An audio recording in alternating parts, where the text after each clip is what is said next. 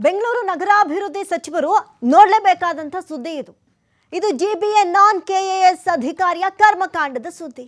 ಈ ಮಹಿಳಾ ಅಧಿಕಾರಿಗೆ ವರ್ಗಾವಣೆ ರೂಲ್ಸ್ ಅಪ್ಲಿಕೇಬಲ್ ಆಗಲ್ವಾ?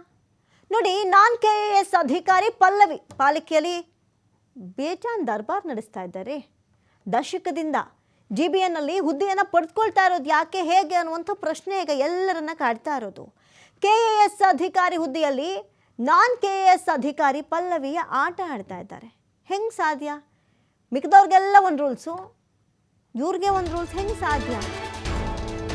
ಈಗ ಒಂದು ಇಲಾಖೆ ಅಂತ ಹೇಳಿದ್ರೆ ಅದರಲ್ಲಿ ಇಷ್ಟು ವರ್ಷ ಅಂತ ನಿಯಮಿತವಾಗಿರುತ್ತೆ. ಆ ವರ್ಷಗಳು ಮುಗಿದ ಮೇಲೆ ಅವ್ರಿಗೆ ವರ್ಗಾವಣೆ ಆಗಲೇಬೇಕು. ವರ್ಗಾವಣೆನೇ ಆಗಲ್ಲ ಅಂದ್ರೆ ಏನರ್ಥ? ಇದು ಜಿಬಿಎ ನಾನ್ ಕೆಎಎಸ್ ಅಧಿಕಾರಿಯ ಸುದ್ದಿ. ಈ ಮಹಿಳಾ ಅಧಿಕಾರಿಗೆ ವರ್ಗಾವಣೆ ರೂಲ್ಸ್ ಅನ್ವಯವೇ ಆಗಿಲ್ವಾ, ಆಗಲ್ವಾ? ನಾನ್ ಕೆಎಎಸ್ ಅಧಿಕಾರಿ ಪಲ್ಲವಿ ಪಾಲಿಕೆಯಲ್ಲಿ ಅಂದಾದರ್ಭ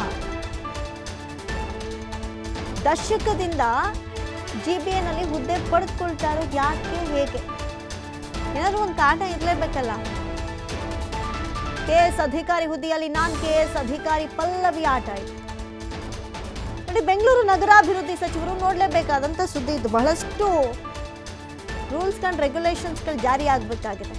ಬರೀ ಜನಸಾಮಾನ್ಯರ ಜೀವನದಲ್ಲಿ ಅಷ್ಟೇ ಅಲ್ಲ, ಜಿಬಿಯ ಒಳಗಡೆನೆ ಬಹಳಷ್ಟು ಬದಲಾವಣೆಗಳಾಗಬೇಕಾಗತ್ತೆ. ಅದನ್ನು ಮಾಡ್ತಾ ಇದ್ರೆ ಹೊರಗಡೆ ಒಳ್ಳೆ ಕೆಲಸಗಳನ್ನು, ಒಳಗಡೆ ಏನೇನಾಗ್ತಾ ಇದೆ ನೋಡಿ. ಈ ಮಹಿಳಾ ಅಧಿಕಾರಿ ಹಲವಾರು ವರ್ಷಗಳಿಂದ ಒಂದೇ ಕಡೆ ಕೆಲಸ ಮಾಡ್ತಾ ಇರೋದು ಹೆಂಗೆ ಅನ್ನುವಂಥ ಪ್ರಶ್ನೆ ಇದೆ.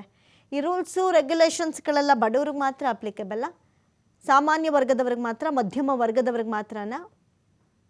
ಹೆಂಗೆ ಸಾಧ್ಯ? ನಾನ್ ಕೆಎಎಸ್ ಅಧಿಕಾರಿಯ ಕರ್ಮಕಾಂಡದ ಸುದ್ದಿ ಇದು. ಈ ಹಿಂದೆಯೂ ಇಂಥ ಸುದ್ದಿಗಳನ್ನು ನಾವು ನೋಡಿದ್ದೀವಿ. ಈಗ ಮತ್ತೆ ಅಂಥದ್ದೇ ಸುದ್ದಿ. ದಶಕದಿಂದ ಜಿಬಿಎನ್ನಲ್ಲಿ ಹೆಂಗೆ ಹುದ್ದೆ ಸಿಗುತ್ತೆ?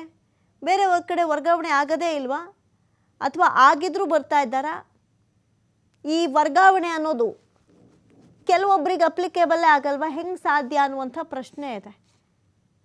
ಯಾರು ಸಪೋರ್ಟ್ ಇರುತ್ತೆ ಇವ್ರಿಗೆಲ್ಲ? ಹೆಂಗೆ ಸಪೋರ್ಟ್ ಇರುತ್ತೆ?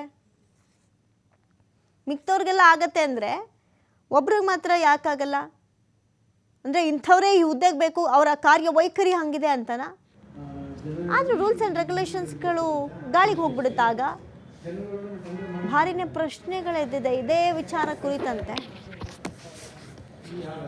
ನಾನ್ ಕೆಎಎಸ್ ಅಧಿಕಾರಿ ಪಲ್ಲವಿ ದಶಕದಿಂದ ಜಿಬಿಎನಲ್ಲೇ ಕೆಲಸ ಮಾಡ್ತಾ ಇರೋದು ಹೆಂಗೆ ಅನ್ನುವಂಥ ಪ್ರಶ್ನೆ ಬಂದಿದೆ ಈಗ.